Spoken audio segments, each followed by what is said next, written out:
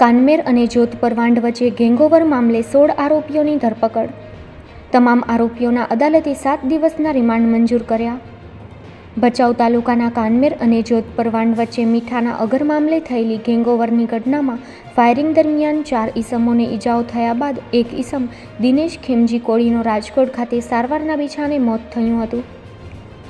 શરૂઆતમાં રાયોટિંગ, હત્યાના પ્રયાસ સહિતની વિવિધ કલમો હેઠળ 16 આરોપીઓ સામે ગુનો નોંધાયા બાદ પૂર્વ કચ્છ પોલીસની વિવિધ ટીમો દ્વારા આ ગેંગઓવરમાં સંડોવાયેલા 16 આરોપીઓને પોલીસે પકડી લીધા બાદ અદાલતમાં રજૂ કરાતા 14 દિવસના રિમાન્ડની માંગણી સામે અદાલતે 7 દિવસના રિમાન્ડ મંજૂર કર્યા હતા.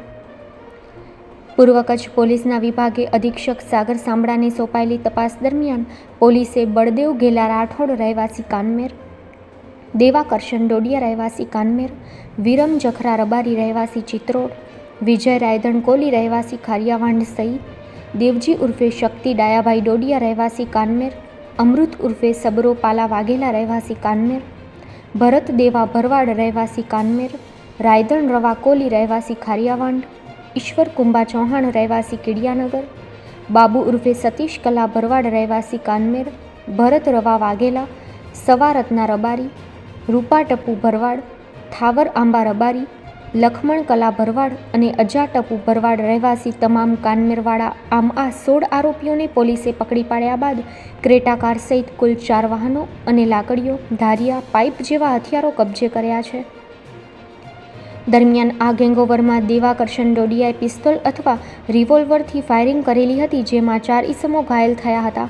જે પૈકી દિનેશ ખેમજી કોલી ગંભીર રીતે ઘાયલ થતાં તેને રાજકોટ રિફર કરાયો હતો, જેનું સારવારના બીછાને મૃત્યુ થયું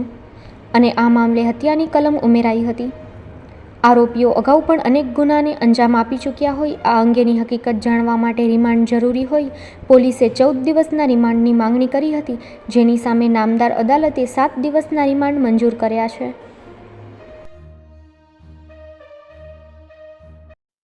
તારીખ 13 મઈ 2024ના સાંજના સમયના દરમિયાન જે સામખિયાળી ગાગોદરના બાજુના જે ગામ છે કાનમેર, એ કાનમેર ગામના નજદીકમાં જે જોધપર વાંઢ અને કાનમેરના વચ્ચેનો જે રણનો વિસ્તાર છે, ત્યાં એક બનાવ બનેલ હતો, જેમાં 2 અલગ અલગ જે ગ્રુપ્સ છે એ બંને ગ્રુપ્સ વચ્ચે જે છે મારામારી અને ફાયરિંગની બનાવ બનેલ હતો, જેમાં એમાં અલગ અલગ ઇસમો જે છે એ ઈજા પામનાર હતા અને જે ફાયરિંગ થઈ હતી એમાં જે એક વ્યક્તિનો જે છે એમનું સારવાર દરમિયાન મૃત્યુ થયેલ છે. આ આખા બનાવનું જે કારણ છે એમાં જે એ લોકો જે વિસ્તારમાં ત્યાં જે મીઠાનું કામ હોય એ મીઠાના કામમાં અલગ અલગ જે છે પોતાની હિસ્સેદારી બાબતમાં જે છે એ લોકોનો આ જે બવાલનું જે મેઇન કારણ હતું, જેમાં પોલીસ દ્વારા જે ફરિયાદ નોંધવામાં આવી છે એમાં આઈપીસીની કલમ 307 જ્યારે ફરિયાદ દાખલ થઈ હતી ત્યારે અને 324, 325 તથા ફાયરિંગ જે થઈ છે એમાં આર્મ્સ એક્ટની કલમો અને એના દરમિયાન પછી જે છે બનાવ પછી જે ભોગ બનનારનું મૃત્યુ થયો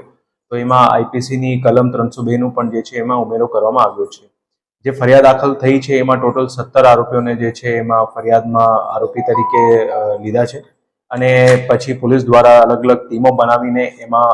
16 આરોપીને પોલીસ દ્વારા પકડવામાં આવ્યા છે. ગઈકાલે બધા આરોપીઓને નામદાર કોર્ટમાં પ્રોડક્શન કરતા એ બધા આરોપીઓની જે છે નામદાર કોર્ટ દ્વારા 7 દિવસના રિમાન્ડ આપવામાં આવ્યા છે. અત્યારે જે તપાસ છે ડીવાયએસપી ભચાઉ દ્વારા ચલાવવામાં આવી રહી છે.